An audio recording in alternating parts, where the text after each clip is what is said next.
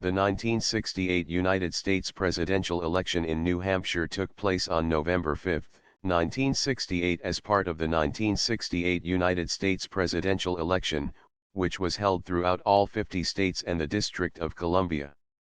Voters chose 4 representatives, or electors to the Electoral College, who voted for president and vice president. New Hampshire was won by the Republican nominees, former Vice President Richard Nixon of California and his running mate Governor Spiro Agnew of Maryland. Nixon and Agnew defeated the Democratic nominees, incumbent Vice President Hubert H. Like the rest of Upper New England, New Hampshire in this era normally leaned Republican.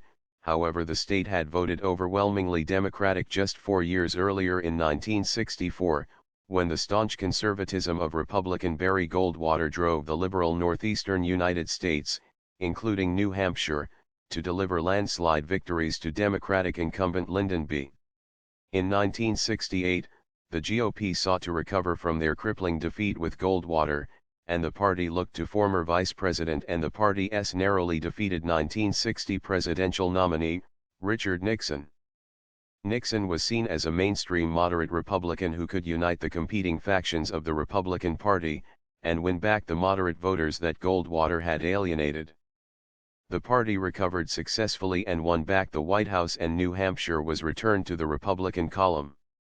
The American Independent candidate, Southern populist Governor George Wallace of Alabama, did not have a serious impact on the race. While taking 13.53% nationally and winning electoral votes from 5 southern states, Wallace would take only 3.76% of the vote in New Hampshire.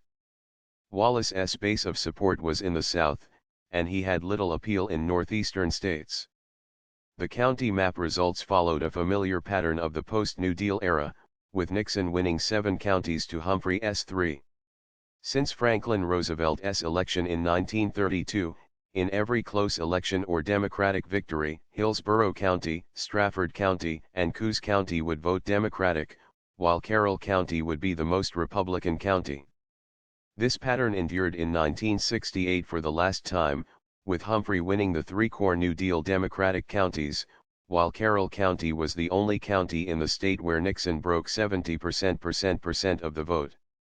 As Nixon narrowly eked out a victory over Humphrey nationally, New Hampshire's results in 1968 made the state about 7% more Republican than the national average.